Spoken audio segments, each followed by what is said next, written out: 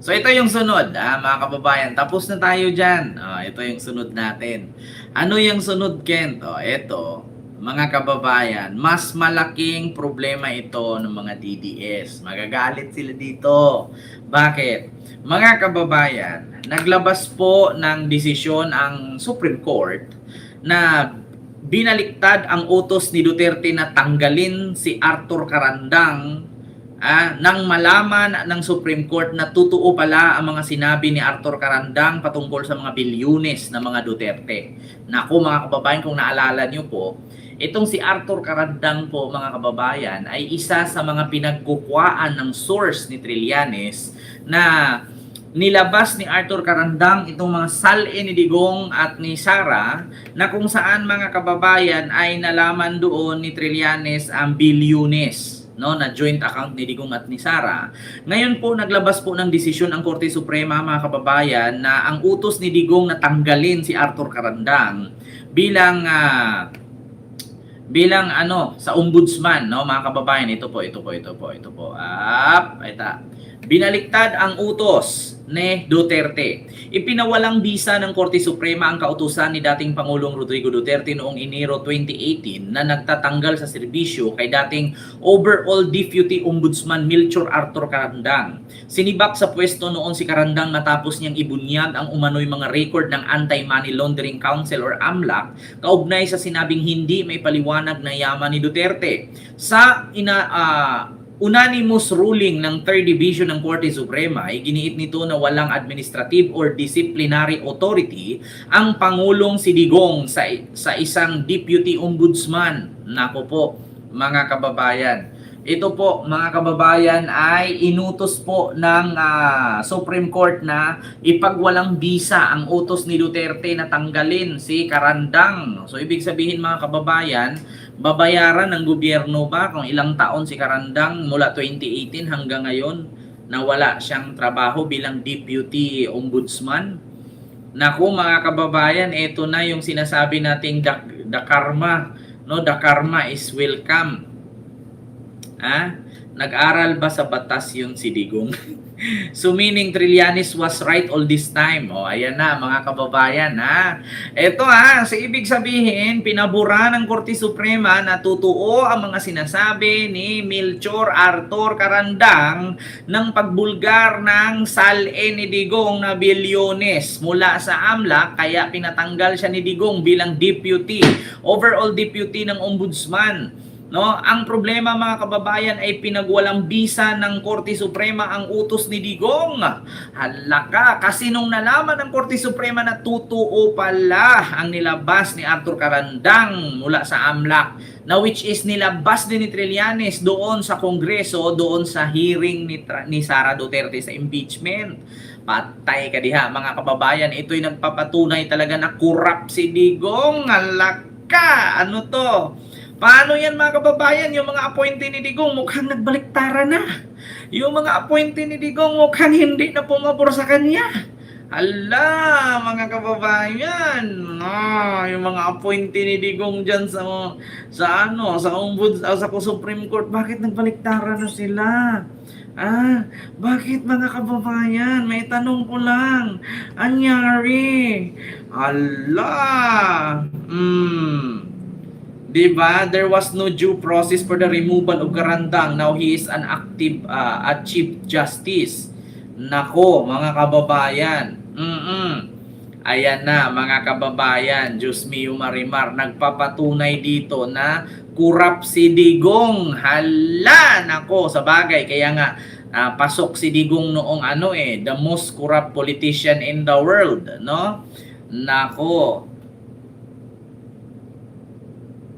Nako mga kababayan, yan nga ang sinasabi ko. Ito nakalagay pa naman dito sa Supreme Court ito mga kababayan, basahin ko lang po basahin ko ito, mula po ito sa Supreme Court. Decision ng Supreme Court na baliktarin ang utos ni Digong na tanggalin si Carandang, ay ang utos ng Supreme Court ay hindi papayagan si Digong, at nako, ito na. Office of the President Petitioner, Kagiwa, Chairperson, Garland, Dima Ampaw at Sik. at Singh. So, January 29, 2026. Ayan. Sabi dito, decision, the court is once again called upon the confront of pivotal constitutional question regarding the limits of executive power and the scope of administrative accountability.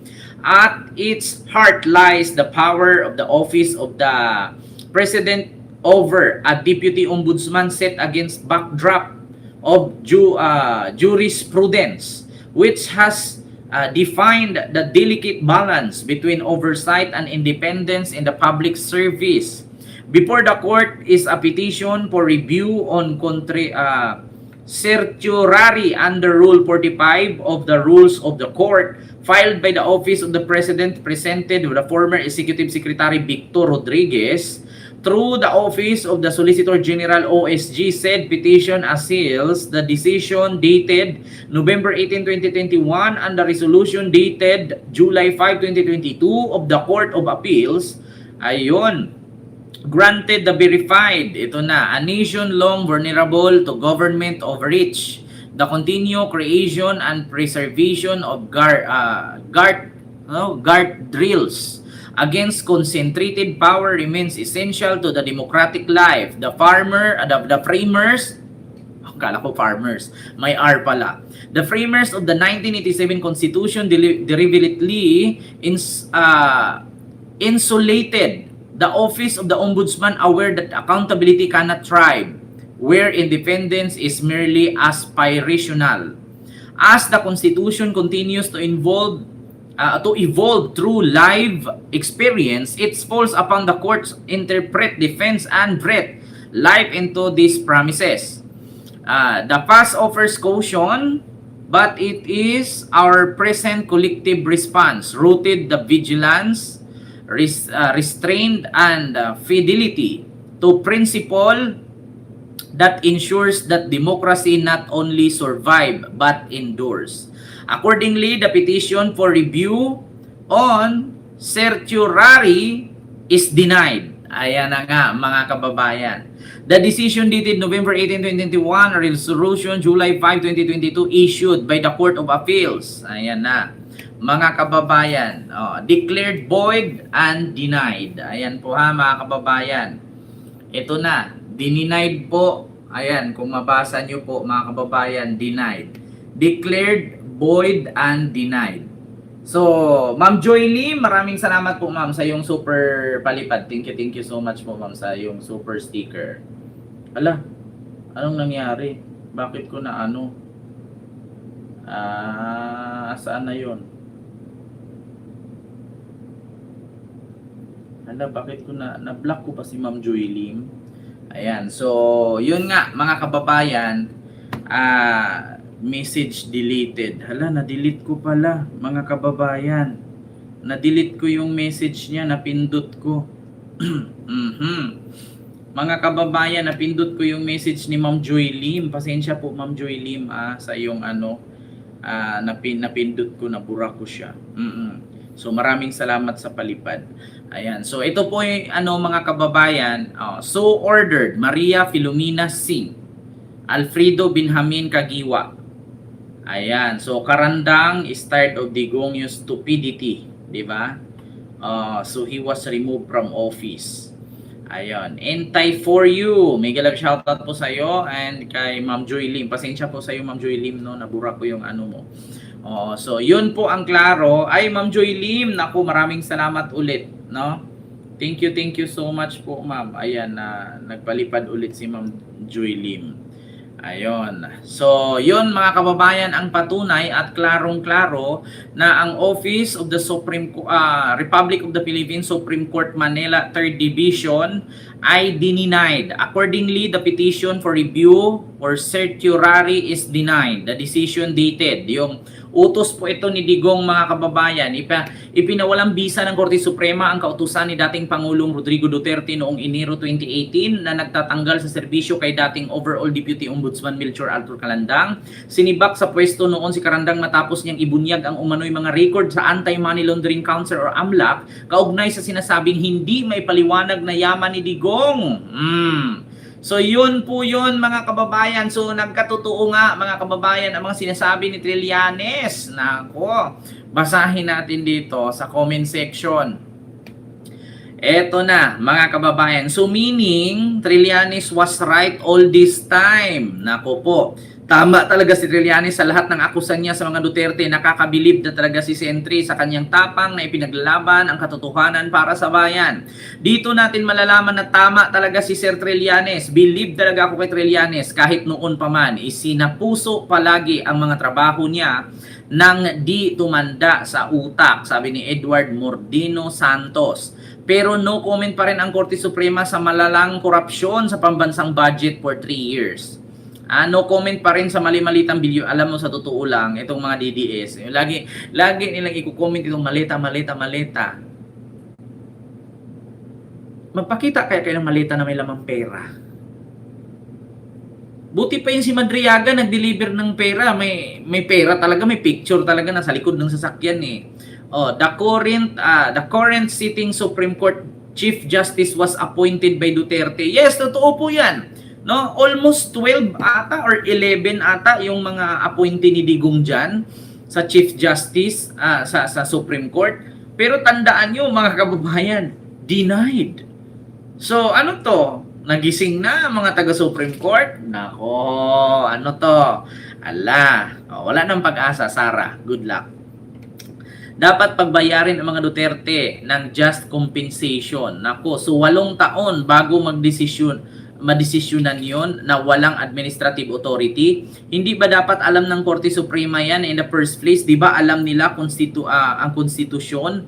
Paano yung mga compensation ni Karandang na nawala sa kanya dahil sa isang taon na akala na siya ang Diyos? Sino magbabayad or magbabalik? I-refund ng ombudsman.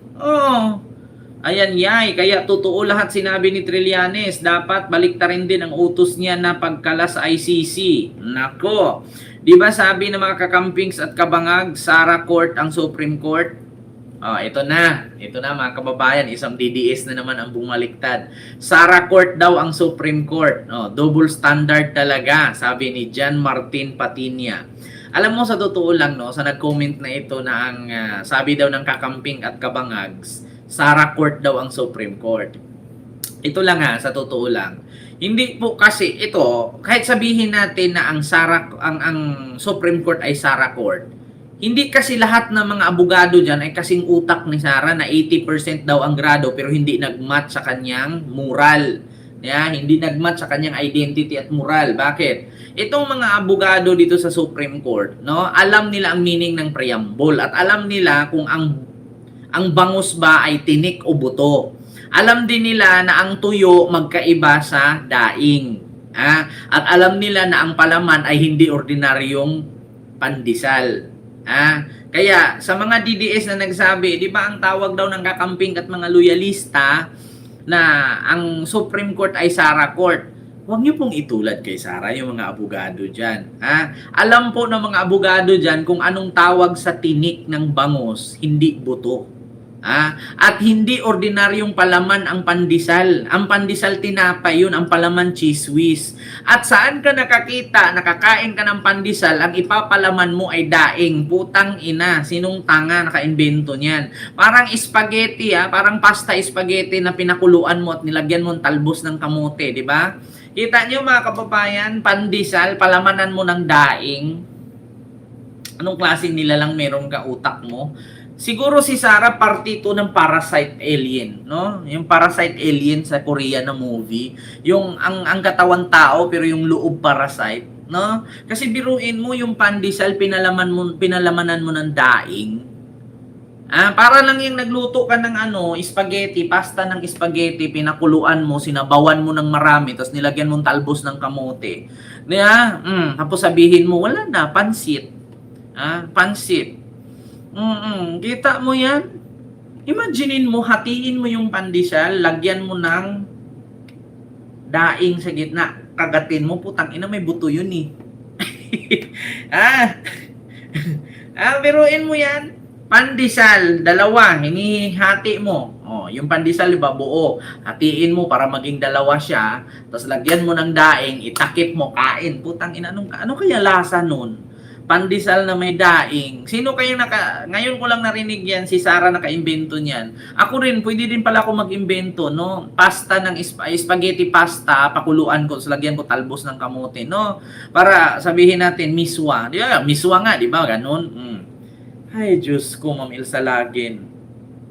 Puro kayo impeachment, yung flood control, binaon nyo na sa limot. O, ito na naman, puro para flood control, flood control. O, ba't hindi nyo kasi tanungin si Digong yan? At saka si Mark Villar, sila naman yung may trabaho niyan, hindi naman si PBBM. Diba? O, advanced thing. DD is called, no? That's just a stop for the stupid.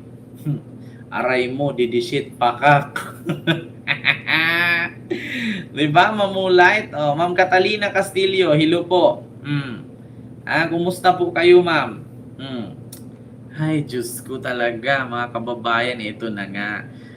Patay ka dito. Mga kababayan, mukhang ramdam ko talaga wala ng pag-asa si Sara sa kanyang impeachment na ang sabi. Pag dinala na daw sa Kongreso itong impeachment niya o sa Senado, makapirma lang daw ng siyam, ligtas na daw siya.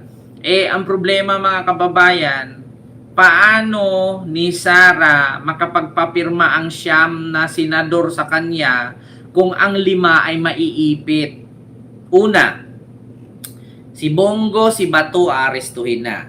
Si Jinggoy, si Chis Escudero at si Joel Villanueva aarestuhin na din. 5 na yan. Ang maiiwan si Robin, si Aimee, si Marcoleta, si Cayetano, 5. Tsaka yung magkapatid na Cayetano, 5. Wag na nating isama yung magkapatid na Villar kay nanahimik. 5 na lang. Talaga, mga kababayan, 100% nga sabi ni Attorney Lorna Capunan, ma-impeach talaga si Sara. Ngayon, kung ang gamitin ni Sara ay ang Supreme Court, yung decision nga ng tatay niya hindi nga pinaburan, pinabalik nga si Karandang, yung ipinabasura nga ng Supreme Court yung decision ni Digong na tanggalin si Karandang sa position bilang overall deputy ng ombudsman. Nako, mga kababayan. Paano yan? So, ibig sabihin, totoo nga si Trillanes, mga kababayan. Nako, patay ka din ha. Nako. Tapos, ibalik yan sa pwesto at titistigo na naman laban kay Sara. Ayan na nga, akala ko ba sabi, ituta ni Duterte ang Supreme Court. Ayan na naman kayo, porket hindi pumatol. Siyempre, hindi naman lahat ng buhay ay magpapadala ang Supreme Court kay Digong. Putang ina niya, mabubulok na siya sa kulungan. Ano pang benefits makukuha ng mga appointee niya dyan sa Supreme Court? Sige, tanungin ko kayo, mga kababayan. Halimbawa, ako ngayon, appointee ako ni Digong bilang vlogger. In-appoint ako ni Digong bilang vlogger para pagmumurahin si Marcos. Ngayon, anong makukuha kong benefits mula kay Digong? Si Digong mabubulok na sa kulungan. So, si Sara mai-impeach na. Anong makukuha kong benefits sa kanya? Di ba? Anong makukuha kong benefits kay Digong? Nang malaman-laman ko hindi na makauwi-uwi at ma-impeach na yung anak niya, saan ako didikit? Kapag ako binalikan ako ng mga binanatan ko. Halimbawa, inutusan ako ni Digong at ni Sara birahin si Marcos. Paano kung balikan ako ni Marcos? Kanino ako hingi ng tulong? 'Di ba? Ano daw? Totoo, Kent, brother ni Boy Lighter, binaril ng pulis, nagnakaw ng cellphone. Sabi ni Ma'am Sally Rugay. Hindi ko po alam yun, ma'am.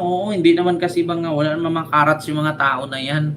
Mga salot sa lipunan yung mga yan. Yung Boy Lighter, kapatid ni Boy Lighter. Yung mga mahilig Ito meron ako isang reaksyon. Meron pang isang congressman dyan na apakayabang sa TikTok, no, na kumbari, manggagawa. Tapos wala namang nangyari sa kanyang sinabi na iboto nyo ako. Pag nanalo ako congressman, tulungan ko yung mga manggagawa. Tataas ang sahod. Putang ina. Walang nangyari. Hindi naman siya ang nakapagpataas ng sahod. Diyos ko. Maraming ganyan mga kababayan ako. Sa sunod eleksyon, iwasan nyo yung mga ganon. Yung mga vlogger. Tapos papasok bilang kongresista. Tapos gamitin yung mga worker, mga budol yung mga ganun tingnan nyo, yung mga pinangako nila sa mga butante nila, walang nangyari. Tigil-tigilan nyo yan. Nako. Bukod dyan mga kababayan na ibinasura ng Supreme Court ang utos ni Digong na tanggalin si Karandang, merong video si Asierto ng kabulustugan ni Digong, pinos ni Trillanes. Mga kababayan, merong video si Asierto, no? Asierto ba 'yon? Yung si Colonel Asierto. Pinos ni Trillanes daw. Hindi ko pa napanood anong video ba 'yon. Napanood nyo ba mga kababayan? Ipinos daw ni dating Senador Trillanes ang kabulastugan ni Digong na sa video ni Asierto. Laka. Hindi ko alam saan ba yan makikita. Puntahan nga natin si Trillanes mga kababayan kung meron ba. Meron ba daw? Mga kababayan, may pinos daw si Trillanes ngayon about kay Asierto. Ito ba yun? Antonio Trillanes Magdalo. Congrats! Ayun, overall Deputy Ombudsman Karandang, salamat sa pagtindig sa oras ng pangangailangan, anuman ang peligro na kakaharapin. Ayan na. Nako, ito na. Nagtatawag na daw. Ayan, sabi ni Pulong. Anong video ba to? Ayan na si Karandang, mga kababayan. Nako! Mga kababayan, isa si Karandang, di ko lang sure baka ito si Karandang ay isa sa mga witness ito sa impeachment ni Sara sa Senate. No, ito post po ni Trillanes kay Karandang, patungkol kay Karandang po 'yan. Ayan, Karandang Udu. Ayan. So, sabi niya, salamat sa pagtindig sa oras ng pangangailangan, anuman ang peligro na kakaharapin. Ayan na nga. Patay kang bata ka. Laka, si Trillanes na yan Ayan, so yun lang po mga kababayan, no, yung ating reaksyones sa mga oras na ito. Huwag nating kalimutan mag-like, share, and subscribe. So mga kababayan, hindi ko lang sure na baka sa impeachment trial ni Sara sa Senate ay baka itong si Karandang, no, ay isa sa mga witness. 'Di ba? Isa sa mga witness. Patay ka din hala ka. So, 'yun lang mga kababayan. Maraming salamat po sa inyong lahat.